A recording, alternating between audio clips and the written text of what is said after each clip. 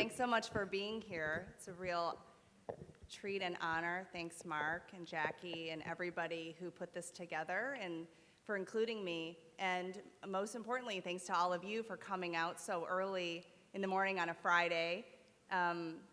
It's really just, I'll just say it's really wonderful to be in a room full of people who care about things that I care about, and that you are going to spend some time with me, hopefully listening first, and then we'll have some questions. But this sort of thinking together about things that we care about is a real joy for me, so thank you.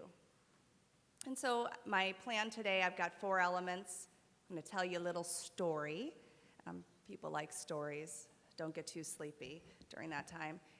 Then I'm going to argue that we need to go beyond the program in mentoring. And then I'm going to name some barriers. That's when we will start to get depressed. And then we will talk about embedding mentoring through doable actions, which is when we will become optimistic. Okay, so the first part is the mentoring story. Am I getting an echo? Is it okay? So let's just say there's a student named Josie, and she's a first-generation college student. And she is so excited to go to college because the college has a special mentoring program where she will be hooked up with a big sister. Or let's say the college has a special program where all students who have work-study packages, they will get assigned to a faculty mentor where they will get to do research with that mentor as part of their work-study package. So the thing I love about mentoring is that it's always this beautiful story, right? So I could cue, actually I should have had the music begin. So there she was at college, and she was embraced by her mentor. It was just like in The Karate Kid. The mentor took her by the hand, spent a lot of time, took her to their house, and they had meals together and talked about life. It was just so beautiful. It's just so beautiful. That's why we all love to talk about mentoring. And I think in every setting I've been in, whether it's for students, whether it's for faculty, for executives, people just shout, we need more mentoring. Everyone's like, yes, yes we do. Do we need more of the mentoring myth that none of us can live up to, that many of us are disappointed by? And it's not to say that I haven't benefited. I've committed my entire career to mentoring because I believe in it. I believe in it when it's done well. I believe in it when it's thoughtful, and I believe in it when it's comprehensive and institutionalized. And so those are some of the things, but I think that this idea of, everyone sort of waiting for their mentor, and I think there are many adults, and this is why people go into therapy, is because they're still waiting, right? It's still like, I never got mine. They just said to look for one, right? Okay. So I'll come back to that story in a minute. So in my work, I've used an ecological model. I think most people in the room are familiar with using an ecological approach. And if I say I'm an educational psychologist, a lot of people think I'm only concerned about the individual student and fixing that student, getting that student ready to learn. Instead, I definitely have been a believer in the ecological model, and ever since I began my work in looking at students as they transition from high school into whatever comes next. And so for many young people, especially many low-income students, first-generation college students, they listen to these programs, Call Now to start your career. Their families get really excited about what might be next for them. They go into some kind of job training program, and then they're maybe a bit surprised that that's not a college degree, that those credits will not actually transfer into something else. Even within the community college, there are different kinds of programs, and some hook up with each other and build and accumulate toward degrees, and others do not. And those are things that are often very surprising. But when you look at the bigger ecology, whether you're looking at the home, the school, or the workplace, and increasingly our students, even our traditional so-called middle-class students, they're working. And so I would say we do a lot of focus on what the college can do and what the home can do. If parents, if we could just tell parents this, or if students could just learn this in high school. But in fact, we see increasingly, and in some of the work that I've done, we look at tuition reimbursement programs through employers and how those constrain the kinds of majors that students can choose and how quickly they can go through their program. Those are the things that we also have to pay attention to, but we often don't because maybe we're just thinking about that student and what that student needs versus that larger infrastructure. And so then if you're going to design mentoring, you need to think about mentoring in each of those spheres. You have to think about, well, true, who are the mentors in the home? Who are the mentors in the college? Who are the mentors in the workplace? Are they talking to each other? And then is there a broader infrastructure, whether it's transportation or other kinds of needs that I think, just like I said, at first glance, we don't often look at that big blueprint and say, what might be the issue here? And I know in one of my colleagues that does a lot of international consulting in developing countries, we were looking at what would be meaningful mentoring. And in some places, it's having shoes to go to school. Because actually, if you don't have the shoes, you don't get to go to school, and then you can't be part of the mentoring program. So actually, the first step there is to get the shoes. It's not having a mentor.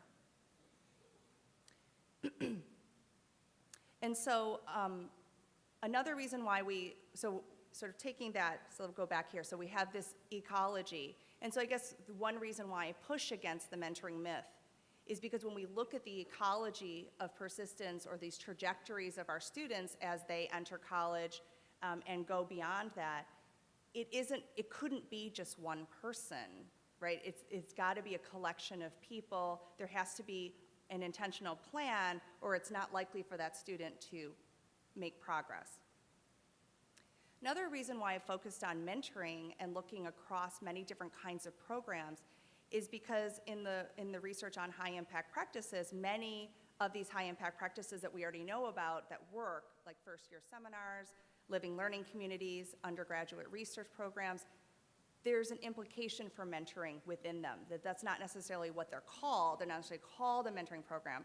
But one of the ideas behind a first-year seminar program is that you'll get to know that professor pretty well. Or one of the ideas behind the undergraduate research program is you form a mentoring relationship, that there's something embedded in there. And so if we were able to understand mentoring a bit more precisely or comprehensively, then you could imagine that would also transform these high-impact practices, that would be, we could make them work better for us. And the other thing I'll say about mentoring that I couldn't have said even a decade ago is that we now have a robust research literature behind mentoring.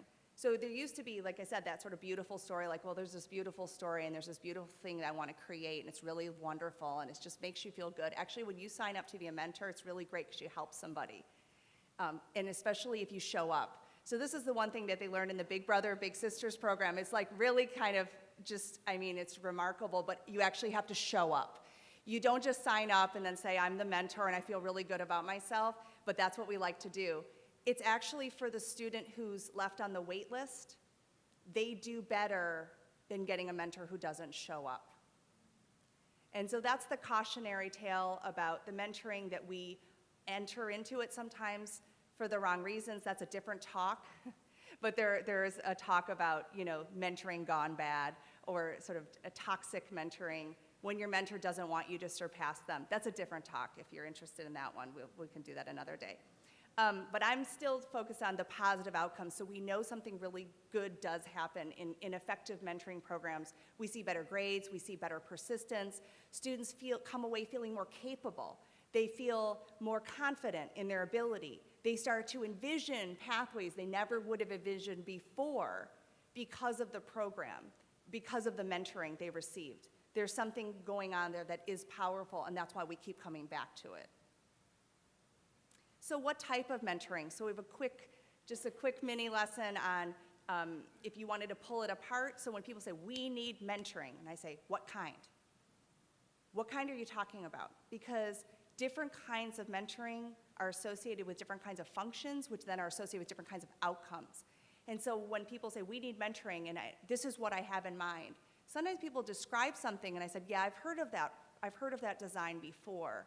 But that design does not lead to the outcome you're looking for, or that design is unnecessarily burdensome. There's no reason why it has to be designed that way.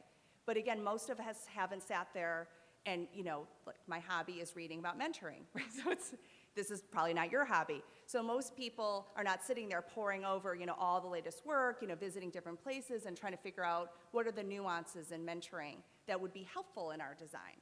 And so the question is it going to be a mentoring program that leverages the home or taps the home relationships through extended kin? Is it going to be a school-based program? Will it leverage peers? So same stage peers, your cohort, your incoming group, your posse, near peers, so your supplemental instructors, your facilitated study group leaders, your residential hall advisors, all of those people are your near peers, people just that little, just one, they're just ahead of you. Then there are step ahead peers, people who are one level of education above you, so graduate students for undergrads, or sometimes then undergrads at a four-year institution working with students at a community college. So that's more the step ahead model. Is it going to involve faculty, or is it going to involve special program staff? And we know that staff provides so much mentoring, and it's not always the person who wears a special title, that is providing that mentoring. Or is it in the workplace? So there are workplace programs, there are alumni mentoring programs that leverage people out in the workforce. There are programs like MentorNet that are online, at a distance. So there's a lot of sources of mentoring.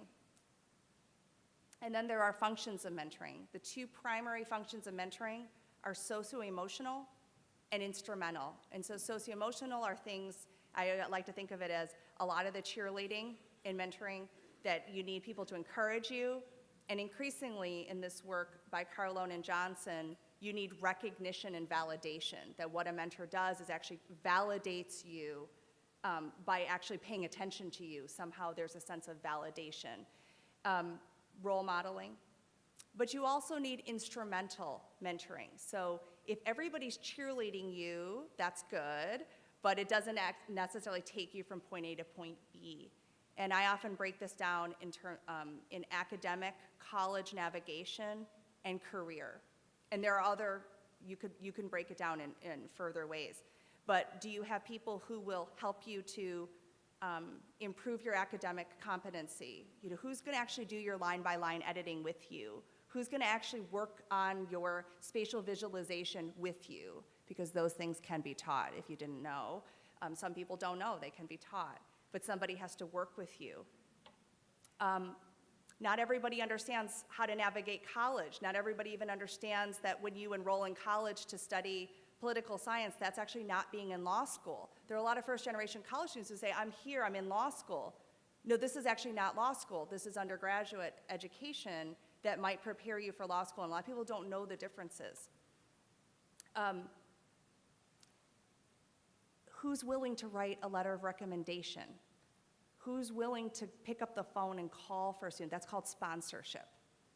And increasingly, especially for women and people of color and first gens and other groups, that is that's a real sticking point, is finding your sponsors. You got a lot of people cheering you on.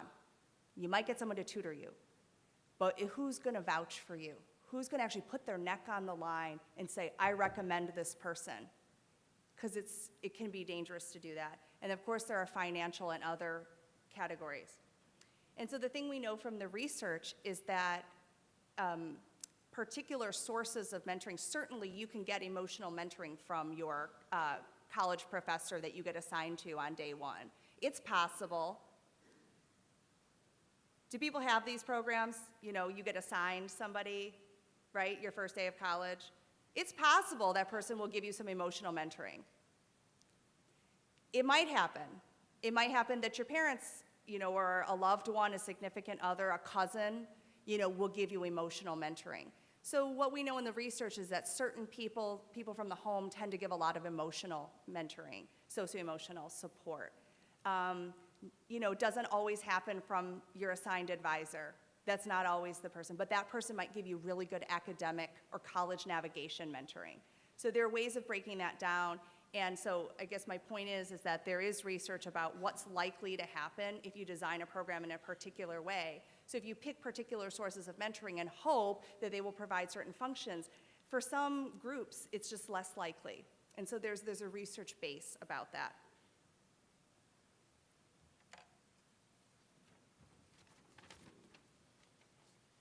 And so the point is that you need both socio-emotional mentoring and instrumental mentoring. And the last plug I'll make about mentoring and why we need to challenge the myth of mentoring and sort of the feel-good mentoring, like I signed up, but I didn't really do anything, is because it costs us when we don't retain students. And it costs us when we don't retain diverse students. It costs us in terms of the promise and the innovation, because we know diversity is the key to innovation. But I don't know that we all believe it. I don't know if we all are ready and know that it actually is costing us when we don't retain those students. Okay, so that I think at various colleges, whether it's your rankings or whether your retention rates, you're putting a lot of resources. So one thing I would argue is that there is a place for the mentoring program. If you're going to do that, I would advise you to look really carefully at your peer mentoring programs, because a very strong peer mentoring infrastructure is going to go a long way for your retention, and it's very cost effective. And in contrast to the beautiful program I talked about, which any one beautiful program can be good, but in and of itself, it's not likely to be enough. And so I'm going to continue the story now as I move into the second point, which is why we need to go beyond the program. So we go back to Josie, who's the first generation college student, and let's just say in this scenario, she's a community college student. And she really is struggling to manage the financial aid paperwork. Has anyone filled that out recently? People remember? I'll just tell you, I always get kind of because people say, well, you just get your financial aid. Like some people who've never actually filled that stuff out and gotten the package, it's like, it's not like people just like give you a lot of money, right? But she's trying to sort this out, she's trying to fill it out. But she doesn't understand the difference between being a full-time student for financial aid purposes versus being full-time if she wants to be transfer ready or graduate in 2 years. So upon transferring to the 4-year institution, this is what it's like. She can't afford her books. She has a hold on her account. She feels lost. She's never met with an advisor. She did all her scheduling online. Peer study groups were already formed. The Academic Resource Center hours conflicted with the hours for her job. She could not get off the wait list for the courses required for her major.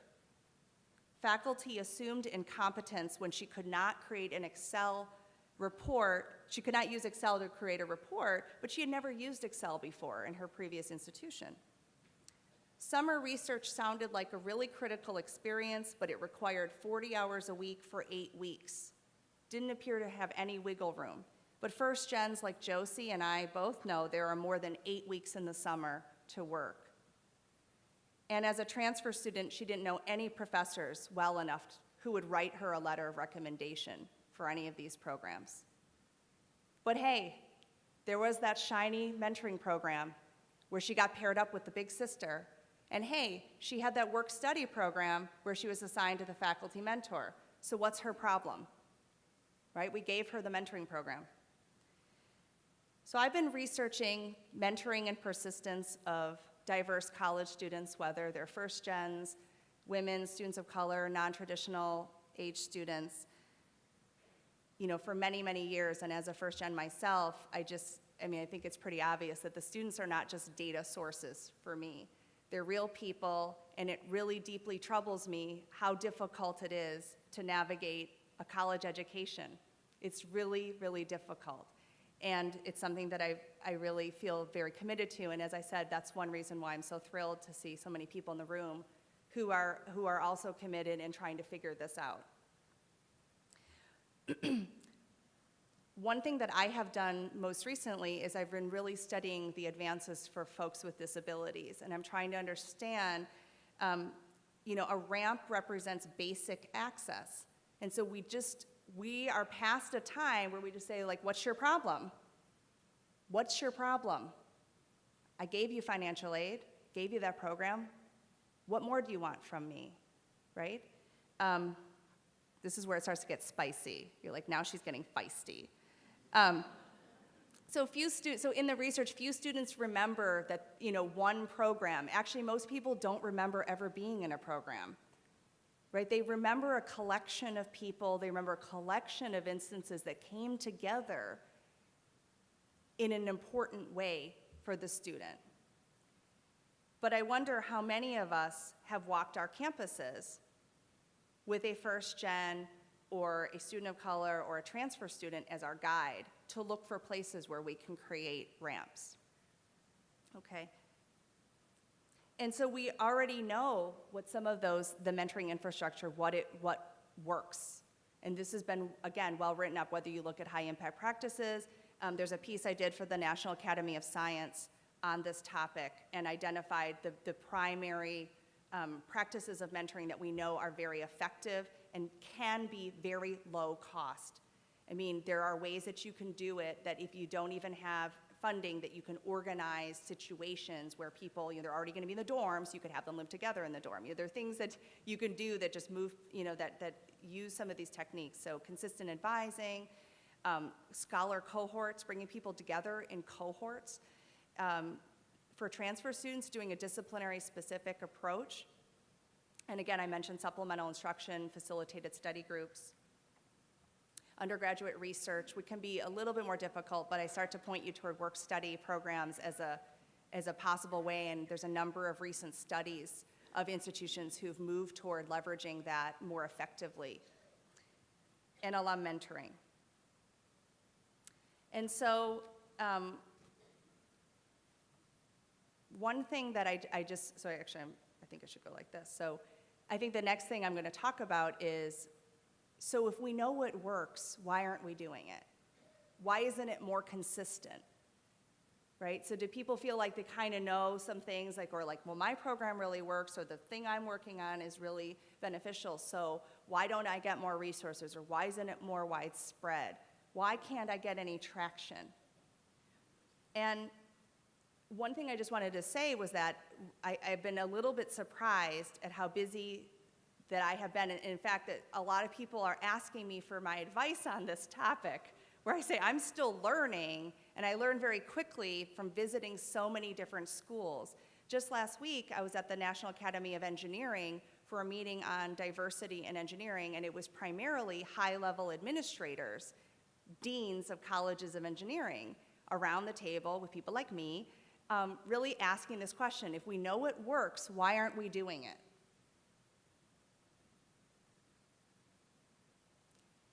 And the thing that has really struck me is, whether I'm at the National Academy of Science, National Academy of Engineering, which is then, these are meetings with lots of, not this big of a group, but more, a smaller group of people, but from a range of institutions. I have been on the road both for community colleges because of my transfer work, receivers of community colleges and larger state institutions, and increasingly highly selective liberal arts colleges, who now have so many first gens and students of color and students with a variety of, it's really, they present differently than the traditional college student that has attended there, let's say, a decade or two ago. And these campuses that are highly selective, they can pick anybody to come to their campus, they're struggling. And they're saying, I don't really know how to do this. And it scares me a little bit, because if the schools that have the most resources and are small, they're saying we don't really know what to do. I will tell you, at least for my colleagues in the room who do manage very large, diverse classes, such as at the, in the community college or in large state universities, one thing that's been really beneficial is visiting those campuses and bringing some of those lessons to bear in some institutions that haven't had to necessarily grapple with students from diverse backgrounds. And I don't just mean in terms of academics, because I think people go right to the academic interpretation there. I just mean sometimes people don't even know how to talk to each other. Okay, so if we want to name the barriers, now this is the part where I said it's going to get a little bit, all right, but you just hang on. You're like, this is the time you're like, I think I'm going to get another cup of coffee. Okay, so we're going to name the barriers, because I said, well, why? So we know what we should be doing, why don't we do it? Well, I say there is this burden of mentoring. Why don't we talk about it? Why is it always just a few people? The same few people take the summer students, the same few people sign up to go to a program, the same few people, and it's unnamed and it's harmful. It's harmful for the one woman faculty member in an engineering program, it's harmful for the one black faculty member, and it's harmful for everybody else who is the couple people who raise their hand and say, I'll do this work, and nobody else is doing it, and people feel very resentful about it. It's harmful when you have to pay for childcare all summer so that you can be in the lab or so that you can support students, but it's unrecognized. It's like, I'm just gonna go into debt, because I need to be a good citizen. That somehow it's this moral imperative that some of us wanna feel like good colleagues, but is that not the work of the institution? Are there other ways? Are there other ways some institutions have handled this? They make it explicit what the burden is, they divide it up, or they say, let's talk candidly about what the expectation is here. And I think that when we go back to the mentoring myth, there is this burden of mentoring that is sort of assumed that if you're really kind of like a good mentor, you give your whole self over to a student, And I'm not saying that there aren't people in the room. I bet there are a lot of people in this room that have done that have, just think about my basement with the students' boxes in them because they went abroad and they didn't have anywhere to put them. So I'm like, I'll take them. And if you need a ride to the airport, So it's all of this kind of, because that's what being a good mentor is. But I would argue it's that myth that kills us on the mentoring front, because then it relies on this good citizen model, and only some people are willing to do what it takes, and it's unsustainable. Because our students, all of our students need us in some way, and it can't just be a few people get it and then other people don't. The other thing is that candid feedback is really difficult to provide effectively. And if you don't know what I mean, if you can't get through this class, you have no chance. So I'm doing you a favor by telling you to get out now. No, I can't help you with that, no. No, I don't know anything about that, sorry. Okay. So, maybe you don't know anything about that, and maybe you think that student should get out now. Okay, but in some of the workshops I do with faculty, they say, well, Becky, the way you talk to students, it just doesn't come naturally to me. And I say, well, that's wonderful because we can practice. Okay, all right, so yeah, and I'll show you some practice at the very end. The other thing is there are microaggressions. What are those? Okay, those are things like, on the first day of class, I can tell who's going to do well. I can just tell. Yeah, it's like, must be nice. Becky, must be nice to be a minority because, that's how you won all your things. It must be nice to be first gen because you just get in line and you get financial aid. It's so easy. It's not easy for me. I don't get financial aid. My parents give me a hard time. Where are you from? Just trying to figure out where you're from. You don't look like you're from around here. Okay? So, and if I may, there are students all the time. They walk into a class, a professor says something, and a colleague of mine is in the room right now and knows what I'm talking about, a seemingly innocent icebreaker. Let's go around the room. Somebody says something really quite offensive. People don't know how to handle it, right? And the student says, I can't go back there. I think students who come to you and say, I can't go back to that class. I can't talk to my advisor again. I just can't. They don't get me. Or they're against me. But often it's ambiguous. So that's the thing about microaggressions is the offender doesn't know that they did anything. Sometimes they do.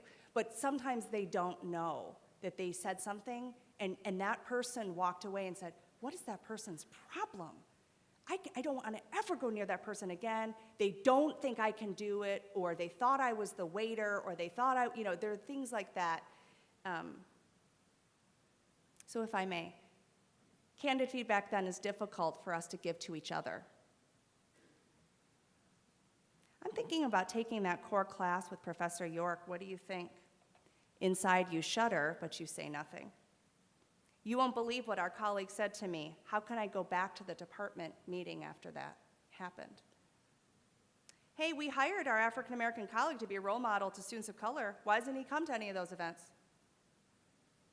Somebody just said that last week. The dean of the College of Engineering said, but I hired that black faculty member, never comes to anything. And as I told the group last night, I said, well, now we're getting somewhere.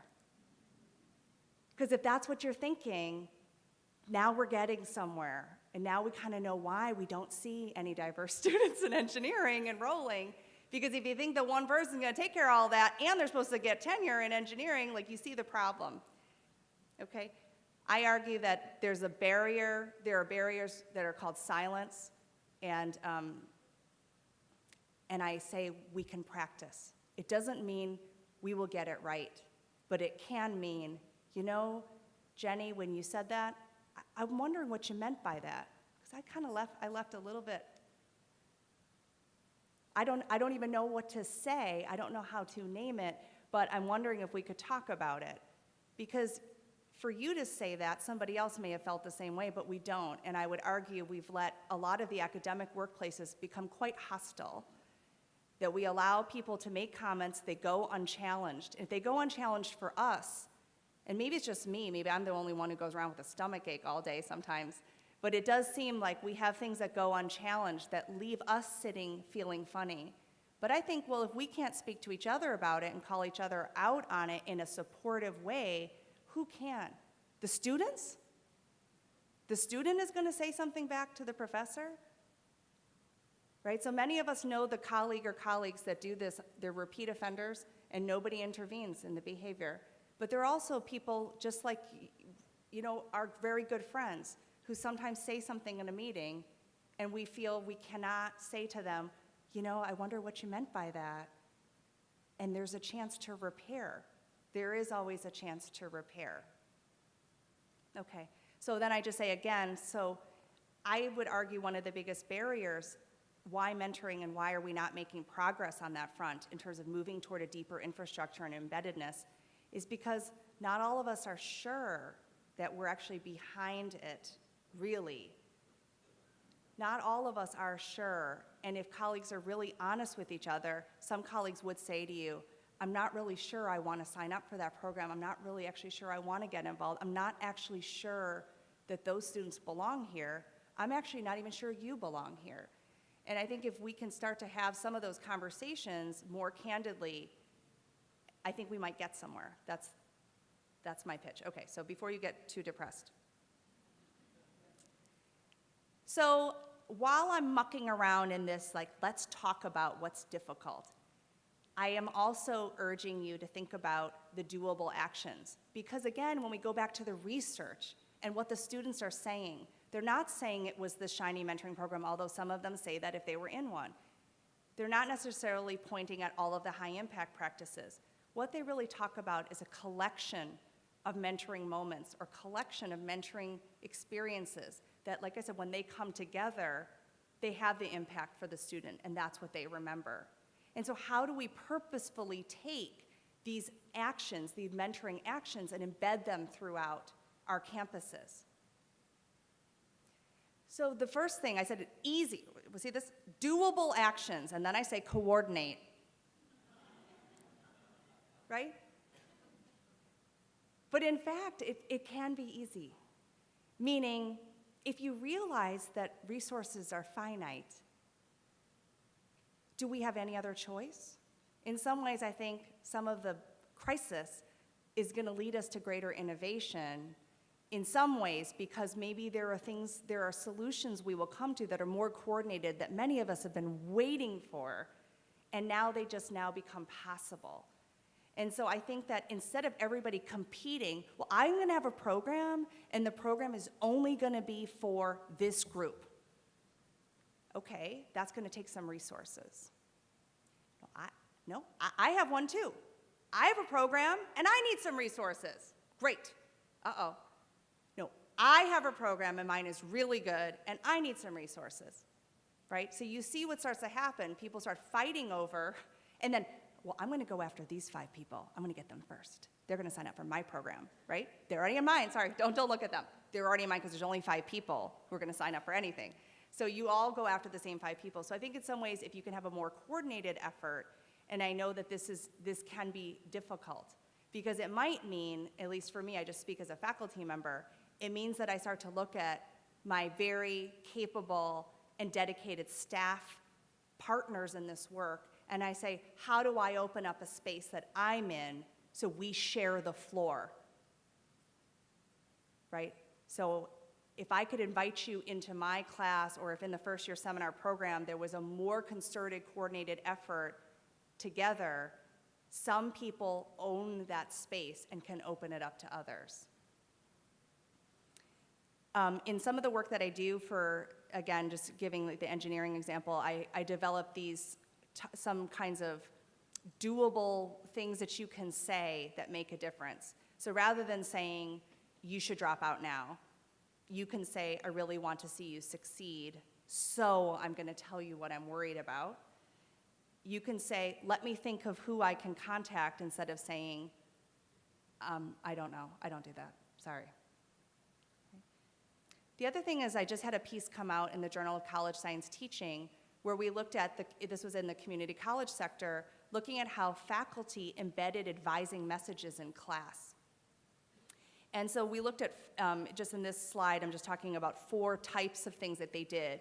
One is they could discuss content of transfer, like, there's a transfer program coming up, you should think about going to it. They could give a motivational speech, like, you should think about transferring. They could talk to you about how to apply. They could actually say, so in order to apply, the first step is this. So they could give a concrete step. And then they could talk about strategies to adjust. And we looked at whether they did this in classes or in private meetings with students, the eager student that follows you to their office versus saying it in class. And then we looked at, so this is looking at a couple hundred community college students, and we looked at who they named as the person who got them thinking about transfer. And so this is just a kind of a way we did it, was then we compared the people who were very frequently named. They kind of seemed like, wow, all these students keep mentioning the same professor, right? This set of professors. And then there are these other professors that, 1 or 2 students named, but they were all doing good work. So it's not saying, that they weren't doing as good of work. But we actually looked at it, and what was really interesting was the ones who were frequently named, they were doing more of this in class, where instead of just showing the flyer of, the transfer office is having this event, they either gave the motivational speech, they mentioned a specific step of how to apply, and they gave a specific mention of a strategy to adjust. And they did it in class. And what was interesting was when we said, how much time did you take all semester? On average, 30 minutes in an entire semester. So I had another talk I gave called just 2 minutes a week. And the students remember, instead of waiting for one student to follow you to their office, you actually don't know who's in the audience. So embedding that in your class can be quite powerful, but you have to be willing to let some of that content that actually see that is part of that this is a shared endeavor. And at the 4-year institution, it's a shared endeavor around retention, for example, or about holistic, surviving the college environment. It's not just about your content you're trying to teach, that you may be able to give a really helpful 1-minute message to students. You would be really surprised at how the student takes that. It does not have to take over the entire enterprise. There are a number of classroom practices. I won't go into all of them now, but one of the biggest things that people can do is they can create groups. So if you don't have cohort programs or living learning, in a class, something that you can do is you can create groups, and that way students are not wandering around trying to find a group mate, because many students, especially commuters, and now with Google Hangout and other kinds of virtual options, it does not have to be an impediment that you're not able to live on campus necessarily, but you have to be somewhat intentional about how you construct those groups. I have other things that people in question and answer, but there's a number of things that you can do then with those groups. You can rotate them through office hours, whether virtual or face-to-face with you. These things can be incredibly powerful for students to feel that they got a moment with you. And then, as I said, you can also walk the campus. And use the data, right? So instead of inventing a mentoring program without looking at any institutional research data, who's doing the honors work? Who are the TAs? Who's doing summer research? Who's advancing from the gateway course to the next course? What are the grades that they're getting? Do students have to ask for access? So one campus I went to, I mentioned this last night, but one of the campuses I went to, and we did sort of the walk of the campus, what they learned was that they had this very helpful book voucher program, but students had to stand in line with their book voucher, and it was the time, the hours where you had to stand in line with your book voucher conflicted directly with a line for another amazing opportunity. So students had to decide, and this is a highly selective institution, so they have to decide whether to stand in line with their book voucher while everybody else is getting the cool, whatever other things going on. So they didn't realize that because they thought, well, I did the book voucher. That was a great thing. But they didn't really think about how it played out on campus and how students experienced that.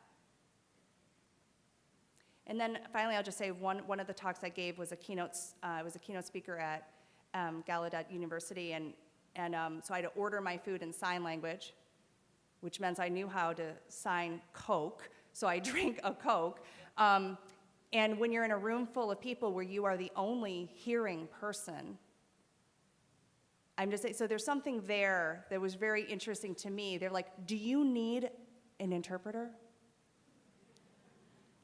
Yes, I do. I do actually need one. We were in a room like this at tables. It's good. It's good for you. When you experience that discomfort, you start to think about, what's Josie's problem? What's her problem? Why can't she just figure it out? What more do they want, right? So my concluding thoughts.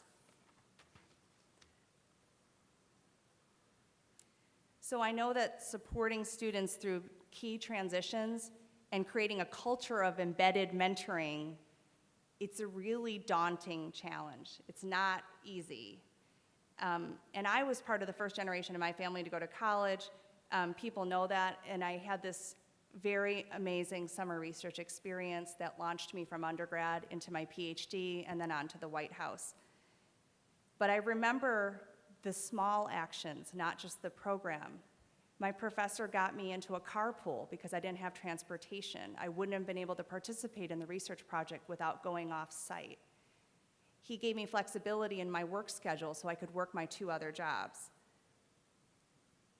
And he encouraged me to pursue my PhD. I didn't even know what it was, and quite honestly, even after getting it and starting my job, I still probably wasn't completely sure. And I remember the scholar who, on my junior sabbatical, encouraged me to apply to NSF. And I just remember thinking, like I'm nobody. I'm nobody. But I won. And all of that reminded me of a guidance counselor when she asked me what I wanted to be. And maybe knowing, the background that I came from, I said I'd love to work in a research lab. I love microscopes and crime shows. That's and now I'm much older than our students who love that, right? And she said, Becky, you could actually direct the lab. That would be a possibility for you. And when your parents work so hard, and when your mom works at McDonald's and the phone is ringing off the hook with bill collectors, it doesn't really inspire you to think about possibility. You think of lack of possibility. And so I think the message I really wanted to share with you is that I now get to notice students who don't see in themselves what I see in them. I get to be the first to notice, right, as you do. And the thing I wanted to really say to you is that you can't underestimate the power of noticing, because when you embed the mentoring, you multiply the impact. You don't know if you're the first person to notice or the 10th person to notice. And it will probably take at least 10 people to invite somebody, to give them a constructive comment, to actually have a candid, difficult conversation. But the students will notice, they will remember, and it does have an impact. And the thing I will also say is that we have the power to challenge each other, to privately and supportively call each other out sometimes when we take a misstep. And I would also say to tap each other on the shoulder and thank each other, because this is really hard work, and that we also have to recognize that we need the mentoring. And so I just say thank you, and that I really feel confident, and I feel with these kinds of collective steps that we can take, that there really is the possibility of making that difference. Thanks.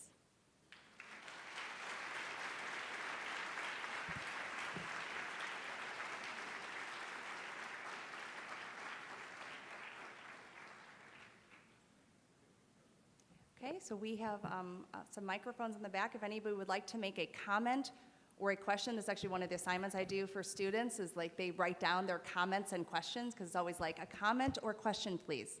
And then they think, well, I don't have a good one. So if you have one that you'd like to make, yeah, just raise your hand and they will bring you the microphone. This is when you raise your hand.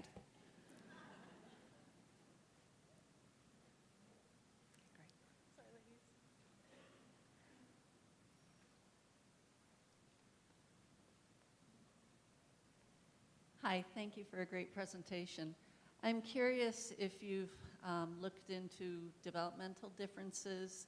Like I've noticed, you know, the first year students and how they might use a mentor as opposed to juniors or seniors who seem much more ready for that. That's really, that's fabulous. That's a great question. So the other thing, remember when I mentioned the different the sources and the different functions of mentoring? Certainly for the first year student, it's not that, well, peer, especially the same stage peer, being in a cohort and feeling a sense of belonging can often override or be a catalyst for other kinds of advances in the academic realm.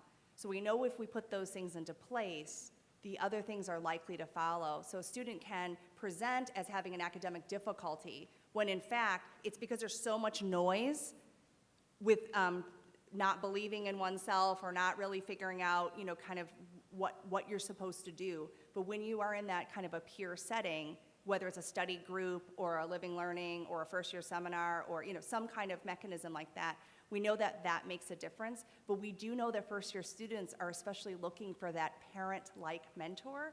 So when you start to talk about networking with first year students, it does not make sense. But for a senior who needs 3 letters of recommendation for their job, then that idea that you've held on to one mentor is problematic, and actually branching out and doing more of that professional mentoring. So again, it's not that that first year student or the senior doesn't need personal mentoring or coaching. They certainly do, but they may need a wider variety in order to make the transition into the workplace or the transition into graduate school. But exactly, so there's a readiness, there can be a readiness factor, which is why a lot of campuses have asked to redesign their advising programs. Because if that's your first, so when you start to look at who are the first mentors on campus, it's often a residential life, if you have that. It's some kind of peer that you had in orientation that could stay with you if there isn't a residential option. There's your advisor, which oftentimes we just assign people and then, you know, we expect magic to happen, right? And then there's the first year seminar instructor. So there are things that, and there are ways to then prepare the student to see those as mentoring resources. So something on our campus we've done is build more intentionality and orientation to teach students about effective mentoring and how they navigate that mentoring landscape. So they in fact recognize those mentoring resources instead of wandering around waiting for someone to tap them because they read the story and saw the movie too. So they're kind of waiting for somebody to kind of swoop in and be like, here I am, you know? And in fact, they're surrounded by mentoring resources, but sometimes don't see it.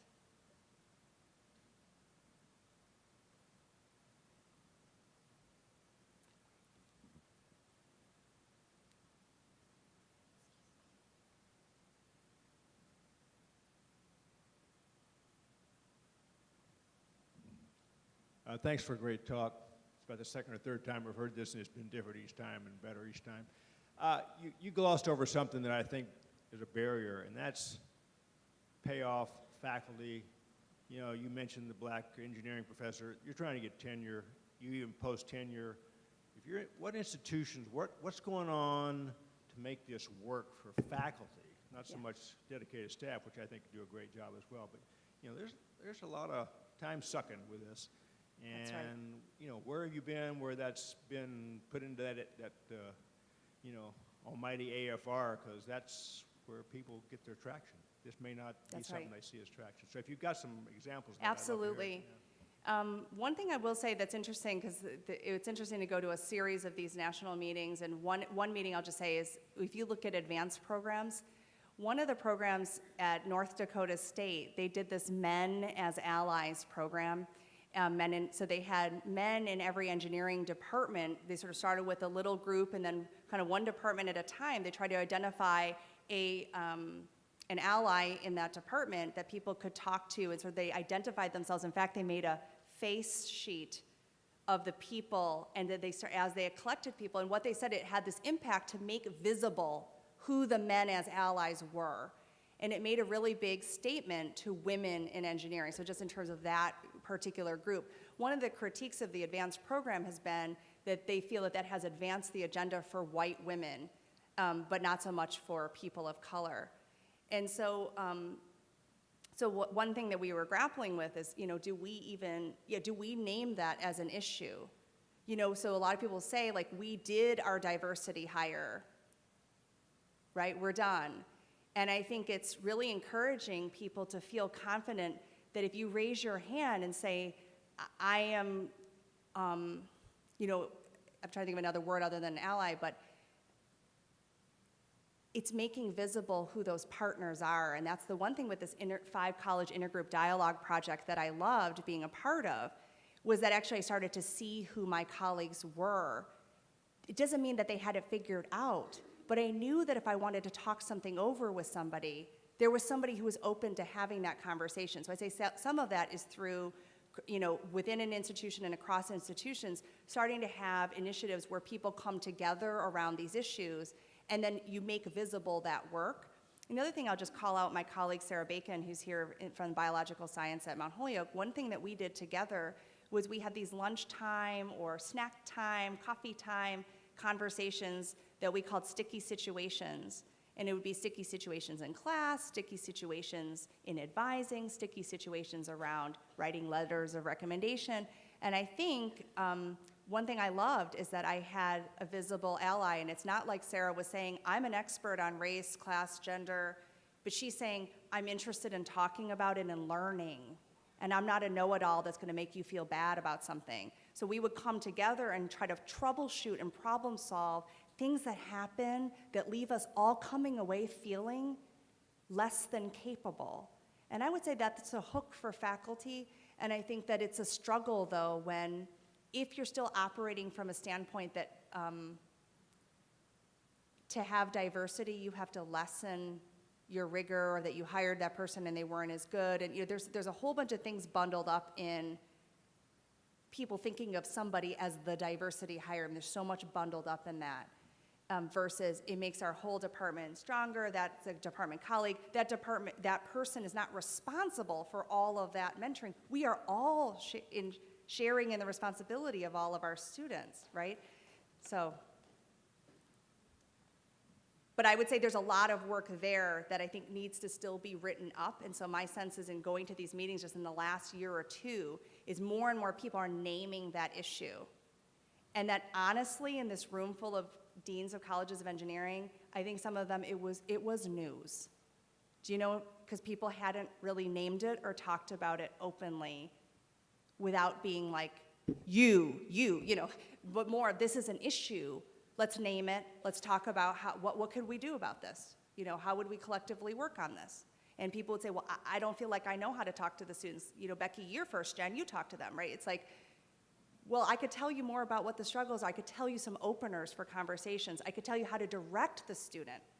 It doesn't mean you have to take them on, right? Or claim an experience that doesn't feel authentic to you.